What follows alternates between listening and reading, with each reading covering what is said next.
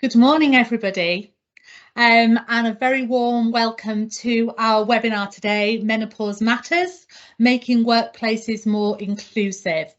Just a little bit of housekeeping this morning, because it is a big group, which is fantastic to see. But your mics and cameras are set already, as this is a webinar and you're viewing the panelists. But if you have any questions, which we absolutely hope you do, and we will come to questions at the end, we have somebody managing the chat for us. So if you can put any questions into the chat, that would be great. And then when we have the Q&A at the end, we will come back to those questions. If we don't have time to answer them all, we will do an FAQs after the event and answer every question and circulate that to the group. Okay, thank you. So, as I said, welcome to our Menopause Matters seminar, Making Workplaces More Inclusive. We're delighted you can join us today on World Menopause Day to discuss this important topic, which for far too long has been a taboo subject in both our society and our workplace. I consider myself incredibly privileged today to be hosting this session, which features some brilliant panelists who bring both expertise, political viewpoint and relevant lived experience, both positive, negative and inspirational, to the session. So I have with me today Dr. Erica Jones, a practicing GP and menopause expert. I have Jo Gray from Bloody Good Period. I have Jenny Haskey, who is the CEO of the Menopause Charity. Pete Ward, who's MD of SS UK, providing an employer's perspective. I have Anila Shaban, helping us to understand the cultural perspective and continued taboo around aspects of menopause. And I also have Sarah Cox. Hopefully she didn't get onto the prep session, so I am hoping that she has managed to join us, who is a menopause coach, and she will share towards the end of the session her experiences of working for a corporate employer who wasn't supportive of her menopause and the impact that that had on her. So in a few moments, I'd like to hand you over to Baroness Verma, who is a Conservative peer in the House of Lords and chair of the UN Women's National Committee. We're delighted to have you here with us today, Baroness, and thank you very much for supporting us. I'd also like to mention at this point our colleague and friend Lisa Phelps, who's worked for the Adecco Group for over 20 years. She can't be with us today, and I would have absolutely had her on this session if I could. She's actually in Lanzarote doing an Olympic triathlon to raise money and awareness for the Menopause Charity. We're incredibly proud of Lisa and her approach and how she's channeling her personal menopause. I think I got the easy job doing a webinar like this, whereas she's doing a triathlon. So good for you, Lisa. Super, super proud of you. So my name is Helen Tomlinson. I'm Head of Talent and Development at the Adecco Group. Alongside my main role, I lead our Gender Forum as part of our Diversity and Inclusion Committee. And one of my joys and passions is delivering menopause workshops to clients on policy creation, inclusive leadership programmes and training their menopause ambassadors. These are vital workshops that support businesses from a tripartite perspective in terms of their menopause journey and making their workplaces more inclusive. So what is the purpose of today's webinar? Today, we'll be discussing how to make workplaces in the UK more inclusive, with a focus on how employers can reduce their days lost due to perimenopause and menopause symptoms. It's currently 40 million days annually in the UK and Ireland that are lost because of lack of support and lack of understanding around menopausal symptoms for those that suffer from menopause. We will also be talking about how employees can access tools and support for their employers and how businesses can make roles more attractive to women over 50 by introducing a menopause workplace policy and creating a culture of support. Given that we are the fastest growing segment of the workforce, I think that's really, really important. Women can experience more than 40 different symptoms throughout perimenopause and menopause, and this can last over a 7 to 14 year period. These can range from anxiety, depression, palpitations, hot flushes and erratic periods. When I do my sessions with managers in workplaces, we start with what I would term as menopause bingo, and I ask them to list the number of symptoms of menopause that they are aware of. And I did it with Pete's leadership team when I spent some time there, and they came up with about 4 or 5 symptoms. Generally, people come up with the same symptoms every time, and when I share with them the symptom checklist that's got over 50 symptoms on it, it really starts to spark the conversation. So 42% of women have said that their symptoms have affected their ability to do their job. 1 in 5 women have left their job because of the symptoms. And despite these negative impacts, 80% of women that are going through the menopause are still in the workplace. At the Adecco Group, we implemented our own policy in 2021, and since then, as I said, I've had the pleasure and the privilege of supporting businesses to do the same.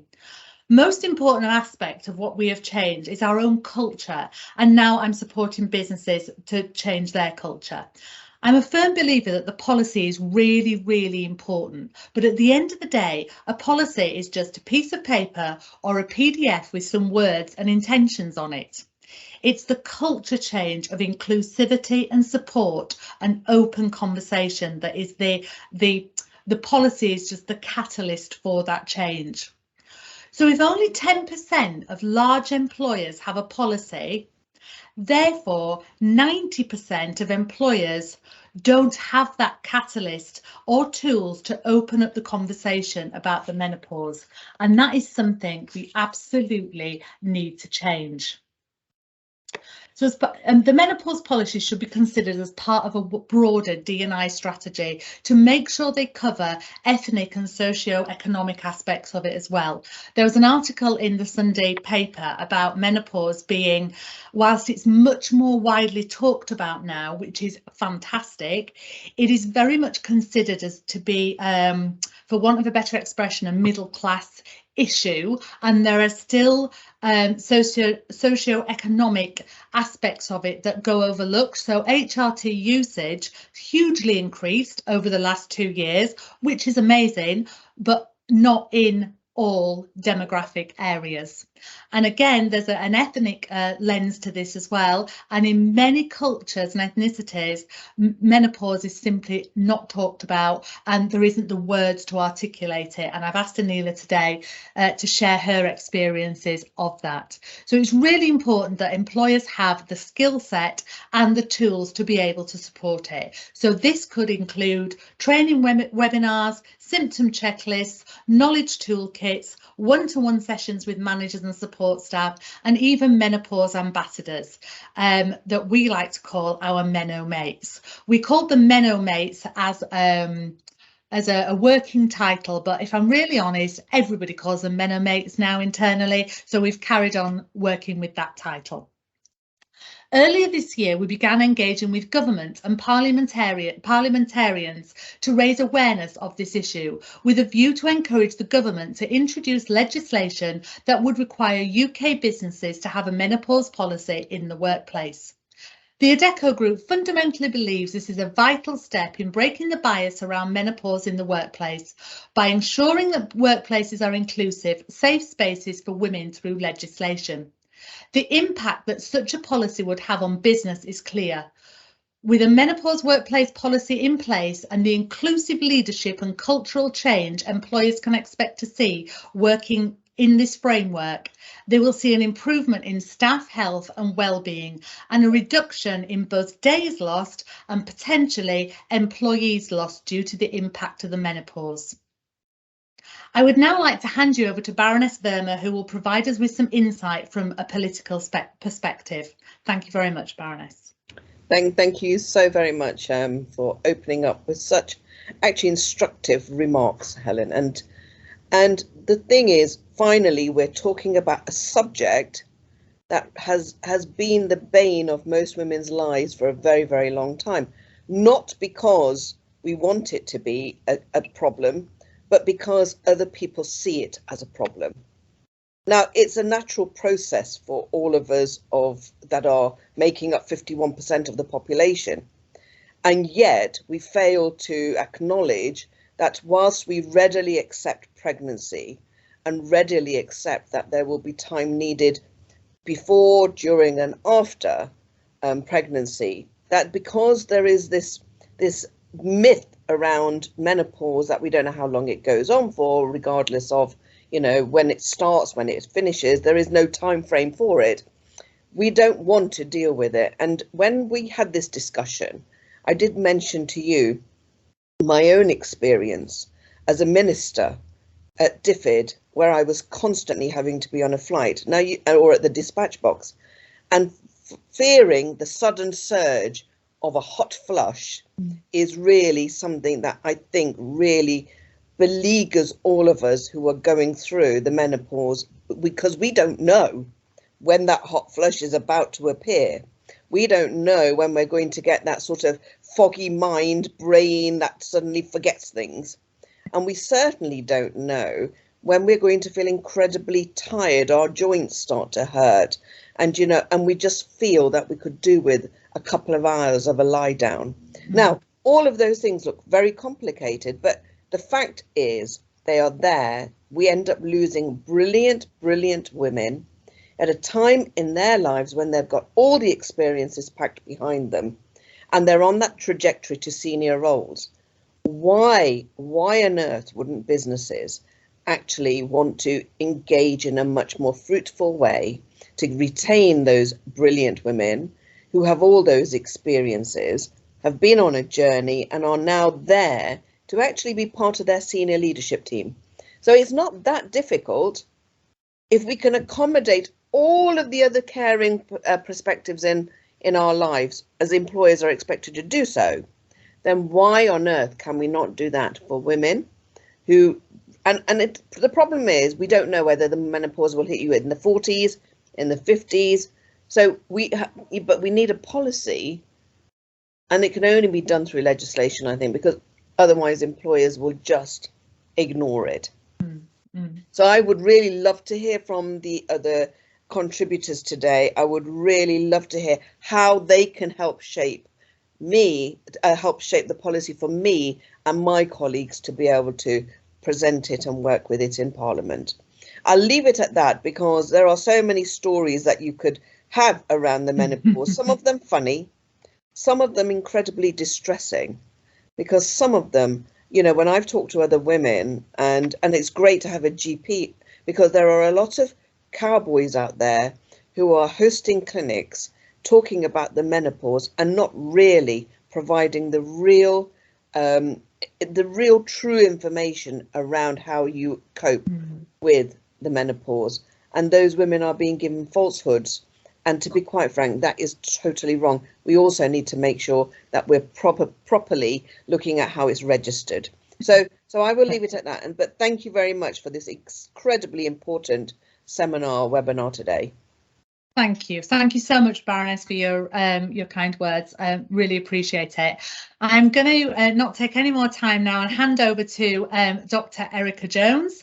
We're delighted to have Erica with us today, who's going to provide some insight from a general practitioner perspective. And we've been really lucky. I know how busy you are, and we really appreciate you coming on today, Erica. So thank you. Thank you so much for having me. I feel really honoured that you asked me, actually. But yeah, my name's Dr. Adecco Jones, and I'm a GP who works in a practice in a place called Royton, and it's a little area within the town of Oldham, which is just at the edge of the Pennines. I've been in this current practice only since February this year, but I've been qualified since about 2006. Since taking on this role this year, I've also started my specialist menopause training with the British Menopause Society.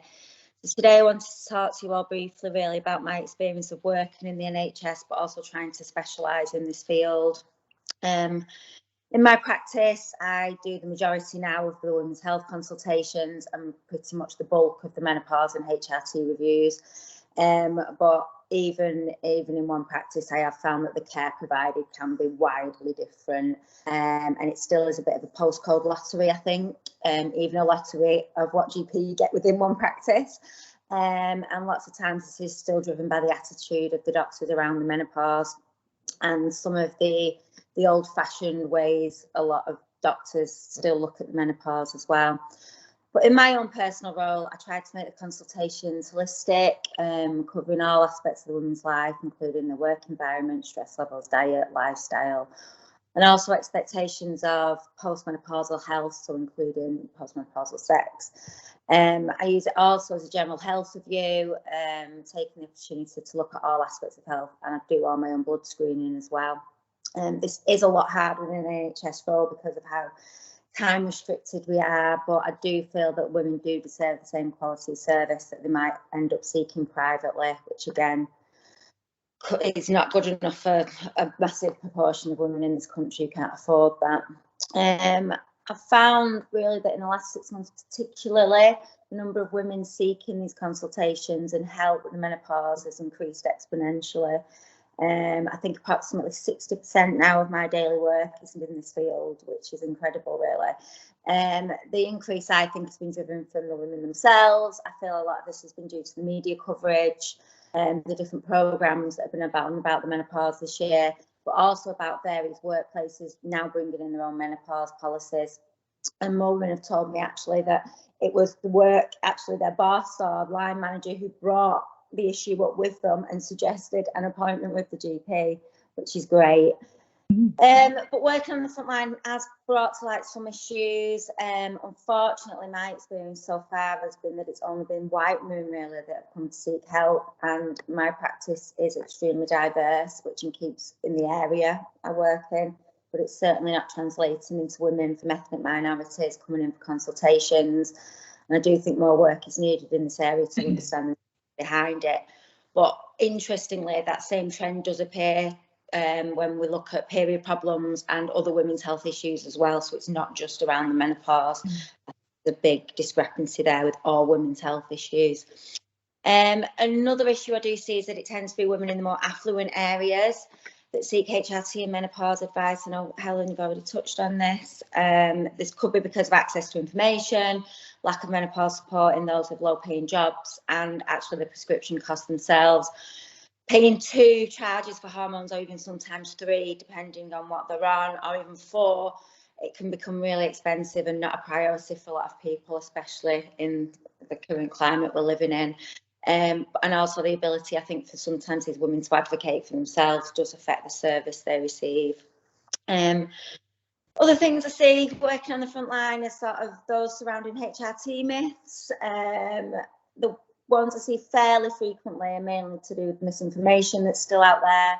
And a lot of time it's ingrained beliefs that are passed between friends, families, and passed through generations. I think the most common one I still see in practice is around the fear of breast cancer. Many women still believe that HRT will cause breast cancer. A lot of this has been driven from the media attention given to the Women's Health Initiative study, which is a large US-based study which was stopped abruptly due to the claims that combination HRT can causes breast cancer and heart disease. This ended up in sort of a big widespread panic and a generation of women missing out on the benefits of HRT. HRT, when it's estrogen only, is only associated with very little or no change at all in the risk of breast cancer, where combined HRT can be associated with a small increased risk. But this is often related to treatment duration, and it does reduce once HRT is stopped, and is often no higher than other lifestyle choices that women may choose. But there's a multitude of other common myths I do see, such as around vascular risk, clot risk, but the most other common one I probably see is that you can only take HRT for a short period. Most women think once you've reached 5-year mark, you're out, which again is incorrect. There's no time frame on taking HRT. You can take as long as you need it at the lowest effective dose, and as long as you're under a regular review with the shared decision making between you and your care provider, then it's fine. And there's lots of good infographics out there now available which can debunk a lot of the concerns women do have. Saying that though, there are a section of women who can't because of medical reasons take our HRT or after careful counselling, just still really don't want to. I feel that doing menopause reviews on these women is still highly important. It's not all about what we prescribe. It gives us a chance to discuss lifestyle, general health, doing blood pressure, blood check, and we do have the option of other prescription medications, things such as gabapentin, pregabalin, which are neuropathic pain medications, clonidine, antihypertensive, and then also SSRIs and SNRIs, which are antidepressant medications. But all of these do come with their own variety of side effects and contraindications. So women, again, you really need to be going to, somebody decent will talk you through these things. There's lots of over-the-counter supplements and herbal treatments out there as well, marketed at menopausal symptoms, and many women, indeed, that I've met and I've spoken to can get a lot of benefit from these. Just as to be said, really, that the very few studies done in the market, which it makes it very difficult for me as a health professional to say that they are as effective as HRT. And they still come with lots of drug interactions and side effects. So we just have to be careful with those, especially things like your St. John's wort, ginseng, black cohosh, and your isoflavones as well. What's an interesting thing that's becoming quite big now in my world is cognitive behavioural therapy, or CBT. Now, for women with menopausal problems, it's shown in numerous studies, it's highly beneficial, and it is actually part of the NICE guidelines that women should be offered access to this now. It helps the mental approach to symptoms, and the evidence is showing that it helps with sweats, flushes, sleep issues and fatigue. And actually the BMS, which is the British Menopause Society, is offering training to health professionals now in this field, so we can provide little bits of that ourselves. Most importantly, though, is, however, regardless of the treatment decided on, it's the therapeutic alliance, I think, that you build with each patient individually. That's the most important thing, as what might work for one woman may not work for another. And I've got to honestly say, with the amount of women I see, I don't think I've ever treated anybody with exactly the same protocol or advice. Yeah. It's probably one of the most individual things we do in medicine.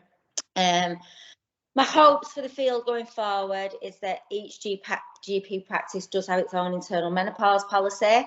The NHS as a wider group does have an internal policy, but this has not filtered down to individual practices. Indeed, my own practice didn't have one, and that's something I'm currently working on. I also feel that having a named doctor in each practice as the menopause lead is essential as well. We have it for other conditions such as dementia, cardiovascular disease, mental health, etc. So I do think that's another really important one. And I just hope that conversations like this continue and more women get access to the quality and potentially life-changing care they deserve. That's me for now. Thank you. Thank you so much, Erica. Some really good points there. I appreciate your input. That was a really good oversight, and I think a lot of the things you talked about there had started to come out in the APPG recommendations that came out last week. And all of those need to be done in conjunction. So to recommend screening for every woman at the age of 45 is brilliant, and it will really help those socioeconomic groups, that ethnicity piece around it. But there's got to be the people in the practice to A, deliver those screenings, and B, be the support like you're being. And I know one of the other recommendations is more training, which is brilliant. But what I'm saying is you can't just pick one of those 5 and do those, because there's an impact on the others. So yeah, still a lot of work to do, but definitely having people like you in general practice is a phenomenal step forward. So we just need more Ericas. So that's amazing. Thank you. And the fact you've just told me that potentially I can be on HRT long term is a real bonus. So thank you for adding that value to me. Really appreciate it. So I'm now going to hand you over to Jenny. So Jenny Haskey is the CEO of the Menopause Charity, and I'm just going to hand her over to for her perspective. Thank you, Jenny. Oh, thank you so much, and thanks for inviting us along to this panel. Firstly, I just want to echo Helen's congratulations and best wishes to your colleague Lisa Phelps. She's raised close to £3,000 for our charity, so you know, we're hugely grateful, and we'll be cheering her on this Saturday as she tackles such an enormous challenge. And I think it's a real positive demonstration of the positive power that can come of a woman that's fueled by menopause, actually. So hugely proud of Lisa and her work. Such valid contributions already, and I think has been touched on by Baroness Verma. Menopause is becoming heavily commercialised, and so it's really important that we have the right conversations and we don't further the disinformation and the stigma around menopause. So I do kind of really welcome this conversation today, your fantastic panel of guests. I think in terms of the role that the menopause charity is playing to support individuals who are going through menopause, but also thinking about, you know, we're tackling here the role that a workplace can have in menopause as well, and the wider communities that Dr. Erica Jones touched on.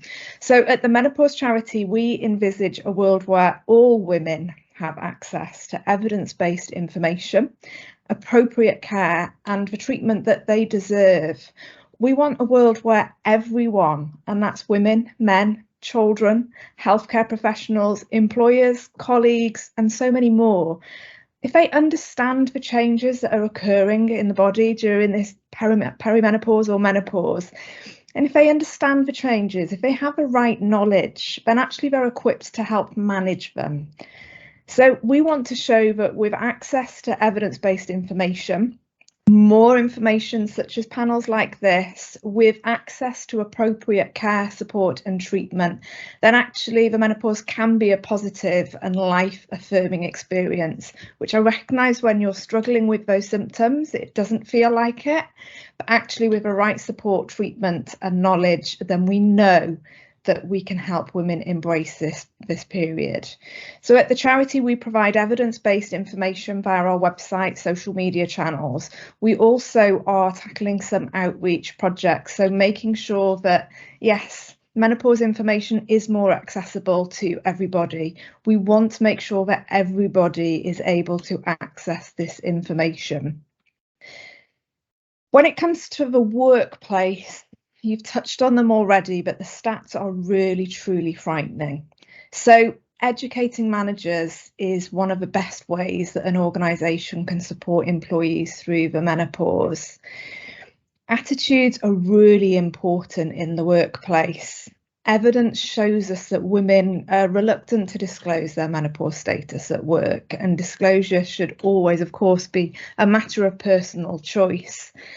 So yes, a menopause policy is fantastic, but it needs to be much wider than that. You need to ensure that you create a workplace environment where women feel empowered, that they're able to access support, that they're able to understand that they're not alone. Actually, so many of the women that I speak to feel so isolated, so vulnerable. You know, so we need to make sure that in the workplace, if we're truly going to tackle this in the workplace and make a difference, then actually we need to make sure that the company is visibly making space for conversations about menopause in the workplace. So again, webinars, panels like this today. We are launching a workplace kite mark, and that's designed to help organisations work towards improving the work environment so that we can ensure all staff are really comfortable talking about women's health, tackling that stigma, and really crucially ensuring that people in menopause know how to access education, treatment and support. And this kite mark, it's really simple. It has 3 core pillars that every organisation can embrace. All managers can adopt and support this with their staff. And number 1 is education for all.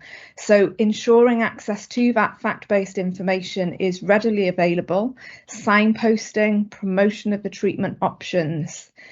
Make sure that your work is inclusive. Enable supportive conversation.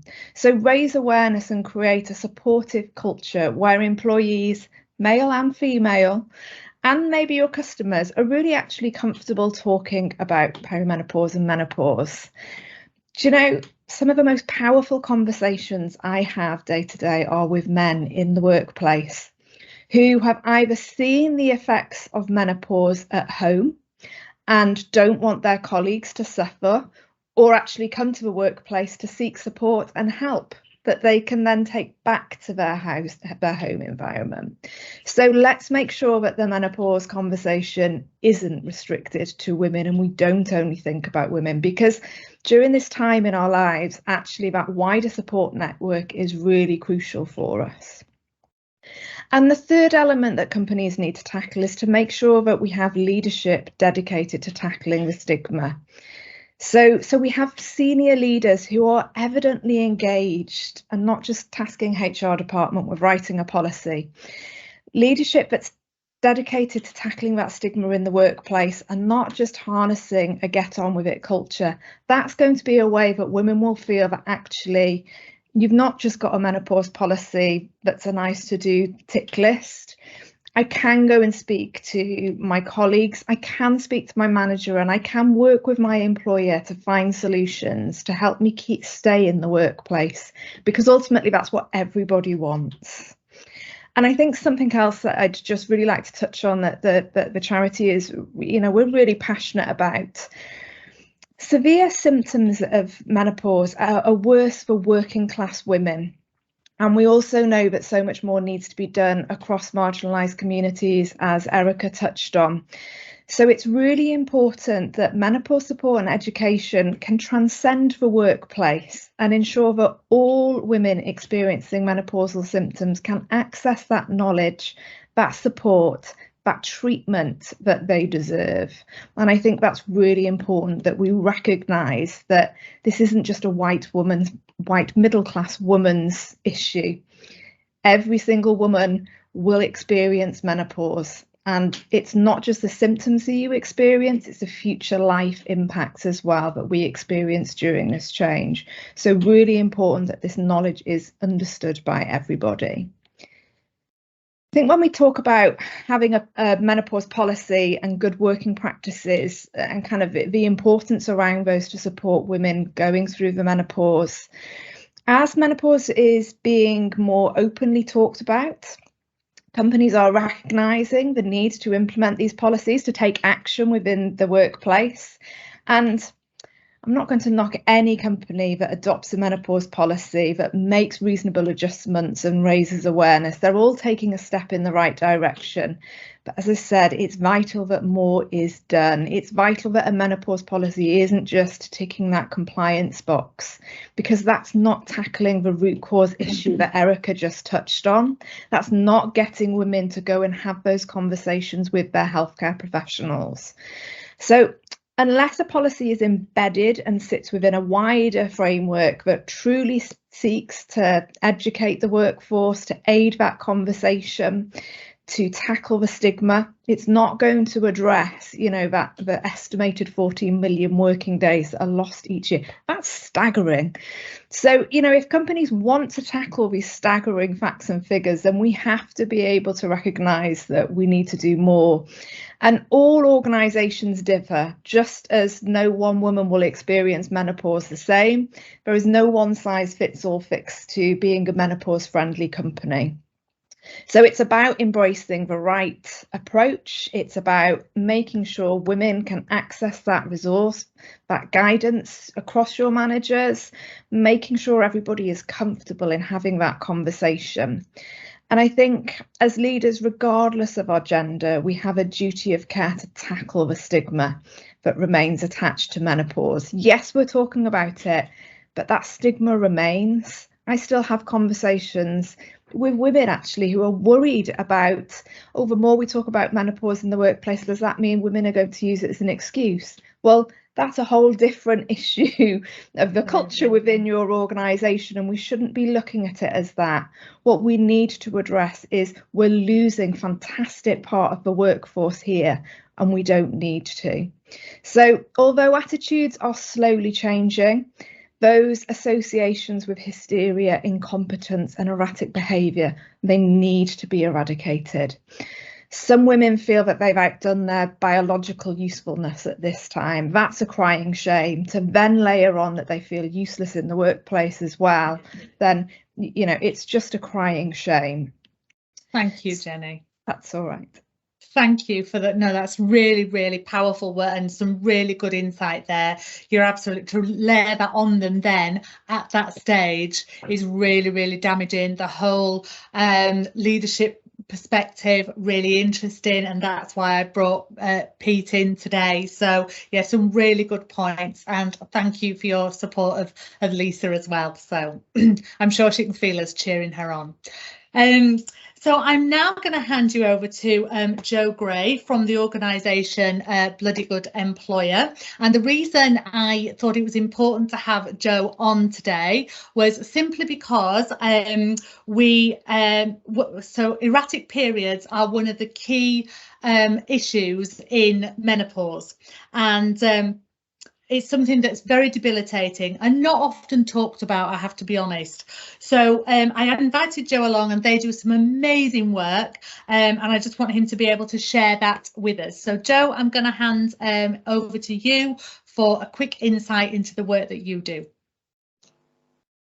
Thanks so much, Helen, and it's fantastic to be on the call with such a lot of expertise and really, you know, brilliant amount of stuff that's already been shared, so I really appreciate it. I just wanted to very quickly acknowledge the space that's already been made for the socioeconomic elements to this and the racialized elements to this issue. That's firmly in our ballpark as Bloody Good period, so I really appreciate the space that's been made there and the call for legislation as well. We are so up for playing a part in that conversation and driving this conversation forward. So my name's Jo.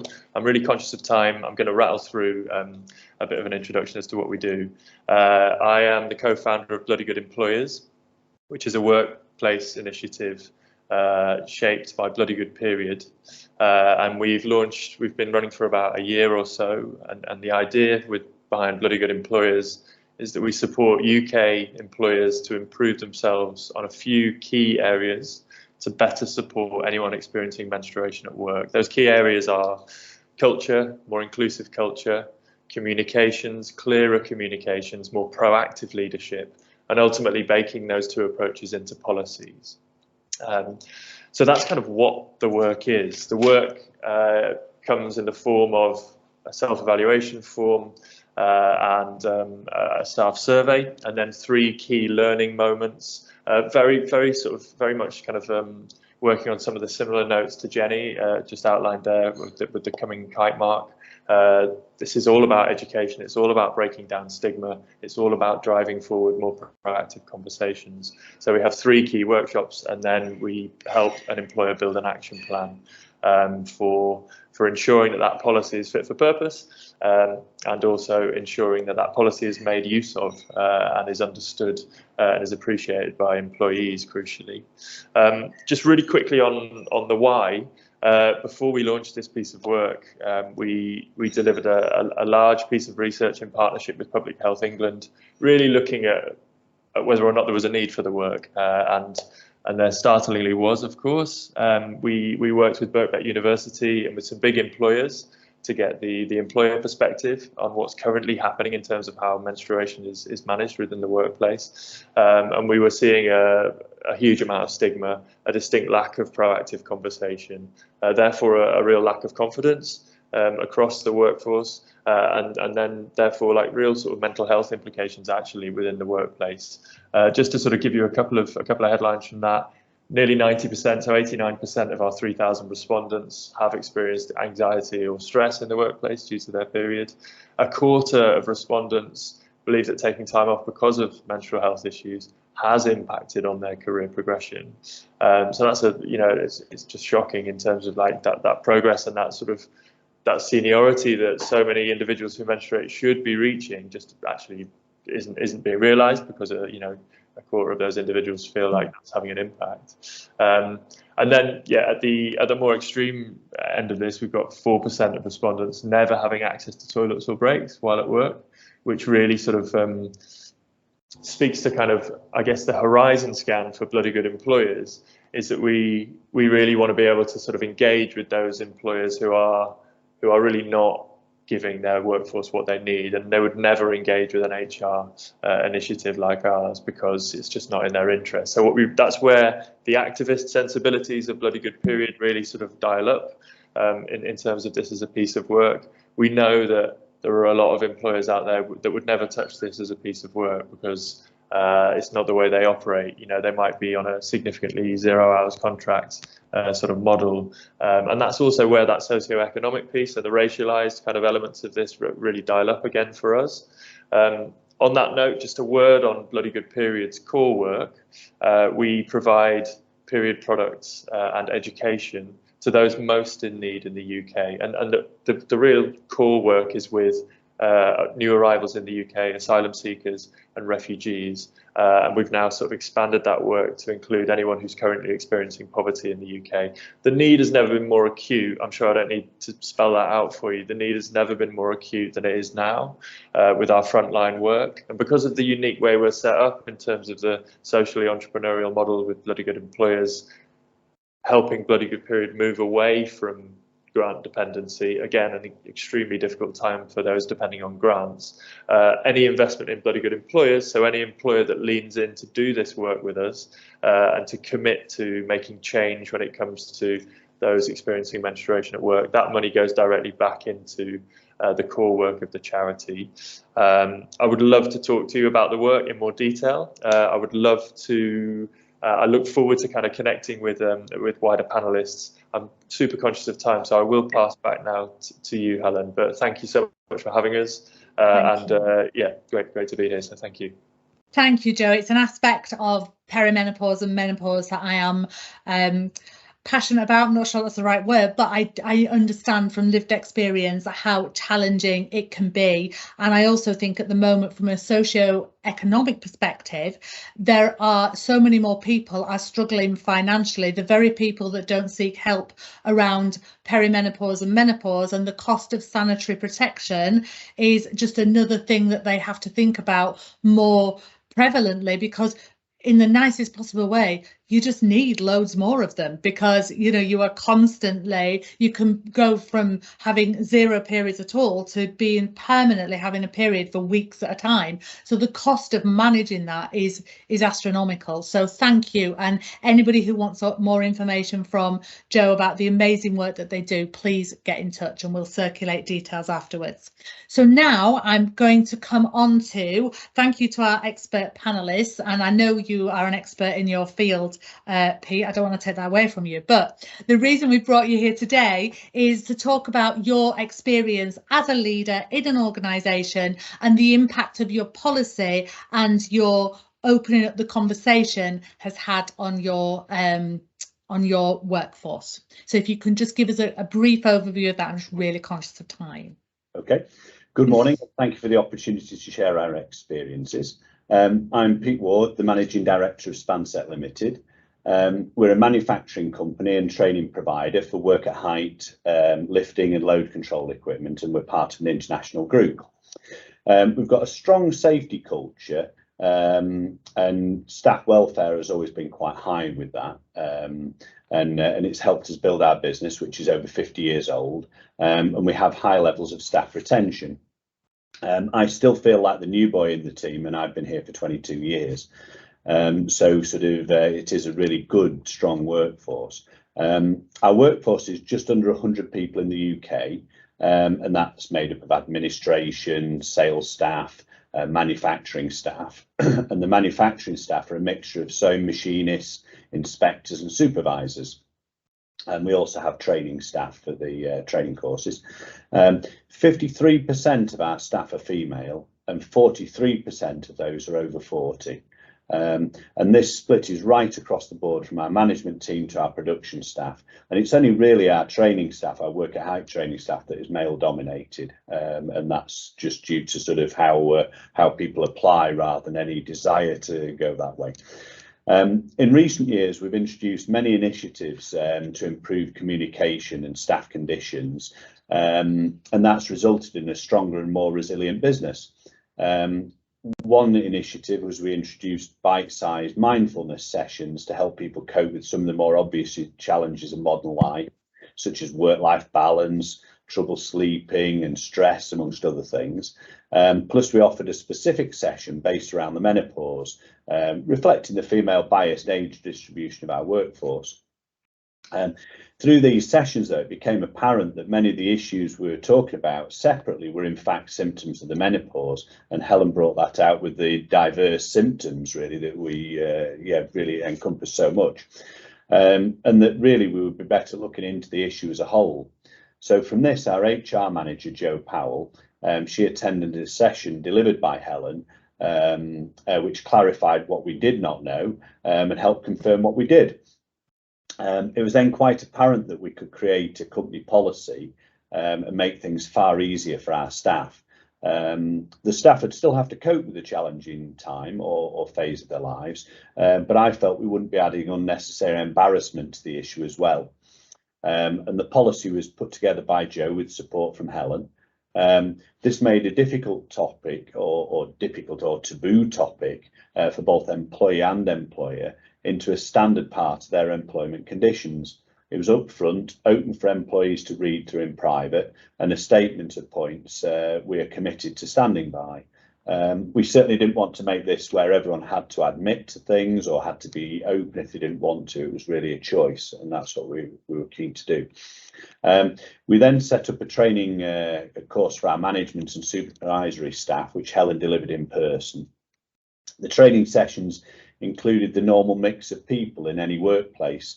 There were those who had personal experience of going through the menopause, some were still going through it, some who were aware.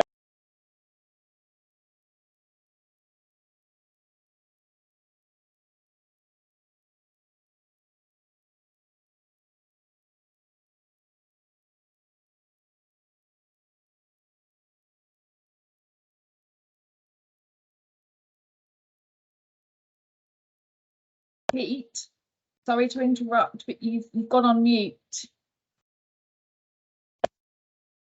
Right, that should have cured it. Yeah, cured it. I'm not sure where we got up to. All right.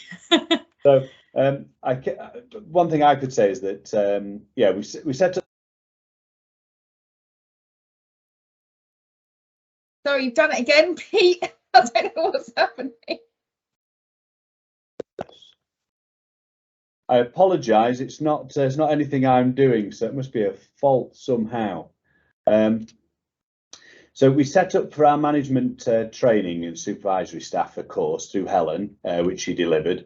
The training included the normal mix of people in any workplace, those who had personal experience of going through the menopause, some still going through it, some who are aware of their mum or partner going through it, as well as those who may encounter it in the future.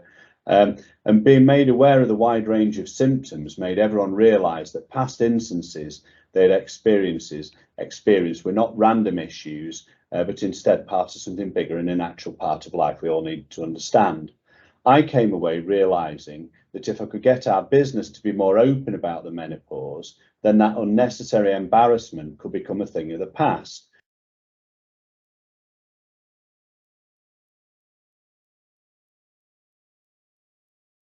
Sorry, Pete, you've gone again. I apologise. I don't quite know why it's happening, so the issues that we set up weren't particularly costly in any way, and didn't seem to be very difficult to do. It was more down to our will to drive it. So the big question you might ask is why we would do that and what did we want to gain? Well, when we recruit staff, I look at the best people for the role, and having got them on board, I want to develop and retain them. They're our most valuable asset by far. I understand that during their life, they'll go through different phases, and it won't all be plain sailing. They may find partners, some may buy houses, some have children, some will require a time off for maternity, sickness or bereavement, and we support them when they need it. Through that, we benefit from their skills, and the better we support people, I find the better they support us. Can you imagine if we failed to support 53% of our workforce through an obvious and difficult phase of their life?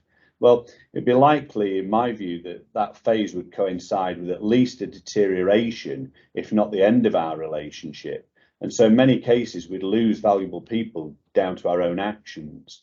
Alternatively, we could help and support them so it can become another phase of their life that they go through while working for us. So as a result, we have a menopause policy.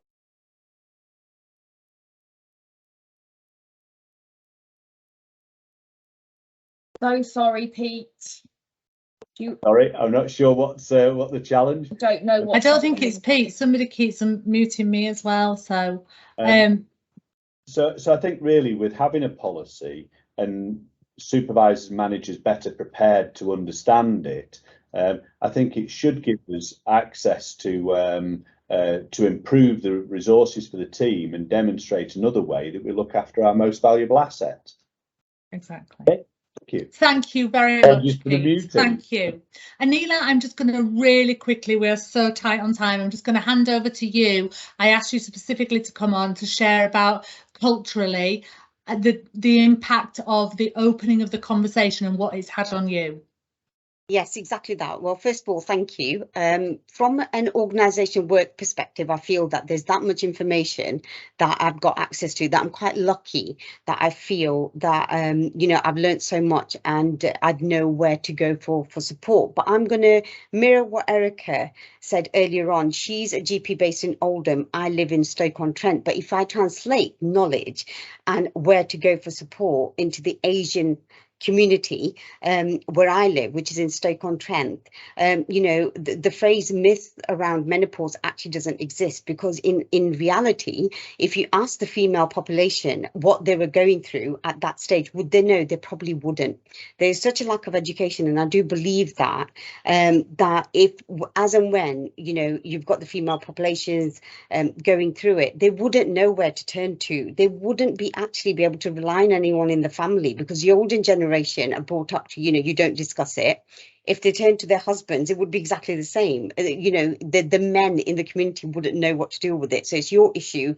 You know, you just have to figure it out. And the general stance is that you just need to get on with it. You know, you've got day to day, you've got kids to raise, you've got cooking to do, you've got families. Maybe, well, obviously a lot of them do work as well, but maybe not in organisations that are that forthcoming with the support. So they actually wouldn't know where to go for. So when I read, and when Erica's mentioned it as well, and you, Helen, about GP checks being mandatory at the age of 45, I think that's fantastic. I think it's a starting point so that any female can go and start the conversation, and then with the information that they get, where is it that they go? So that's where I honestly feel that in smaller communities where you've got an high Asian demographic makeup, they don't have the information to be able to help themselves, and they really do suffer silently most of the time because they don't actually have anywhere to turn to.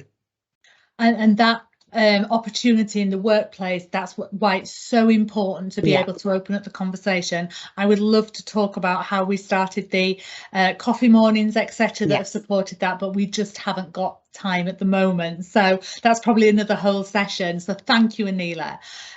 Sarah, I'd just like to hand over to you for the last couple of minutes so that you can share with us your experience that was probably the polar opposite of Anila's from a workplace perspective. So I'm sorry you're on last, but I just wanted to give you a couple of minutes to talk about what you experienced and why you are now doing what you're doing. Thank you, Helen. Thank you for having me here today. I'll be quick because I'm obviously conscious of time, but yeah, my experience wasn't the best. So I'm 46 now, and I started to experience perimenopause symptoms 10 years ago. So a long transition for me, and quite an early transition, which is quite unusual, but it does happen. And at the time, it wasn't in the, it wasn't in the media, it wasn't talked about. So I really didn't know what to expect or how to support myself. I was really passionate about my job. I had climbed the career ladder. I got to director level. I'd worked really hard to get myself there. I was traveling all around the world in the aviation industry. And on the outside, my life must have looked amazing, but the symptoms worsened, and on the inside, I was falling apart. The brain fog, I couldn't remember people's names, customers' names. It was quite embarrassing. I'd always been a confident driver. The anxiety was just unbearable. Getting behind the wheel, traveling to see my customers, it just left me a trembling mess. And eventually the imposter syndrome crept in, and unfortunately I left my corporate role last year, due to my experience and the lack of support at work. So I was one of those unlucky 1 in 10 people that does leave their job sadly because of it. So this is now, I've trained to become a menopause coach myself to help support individuals and companies. And I just want to touch on some of the things that other people have already said today. But, companies, you really do need to have that policy, but not just that policy on its own. You really need to embed it alongside your culture. You need to be talking about it. We need to be raising awareness. We all need to be educated. It's so important. And just to put this into perspective, the job that I left a year ago, they still haven't been able to recruit at entry level, let alone director level. So, think of that talent and experience that companies are losing by not supporting it. So yeah, please, your employees need it, and don't let what happened to me happen to people that are working for you. Absolutely. And that, we've talked about your experience a lot, Sarah, and it is, you had a horrible experience, and you were unsupported, but I thought that has given you the opportunity to do what you're doing now, which is great work, and we would never have met if you hadn't had that experience. So I consider myself lucky that you had that experience, because I've met you. Oh, so thank you so much lovely. for sharing, Sarah, and thank you to all our panelists today. That has been action-packed.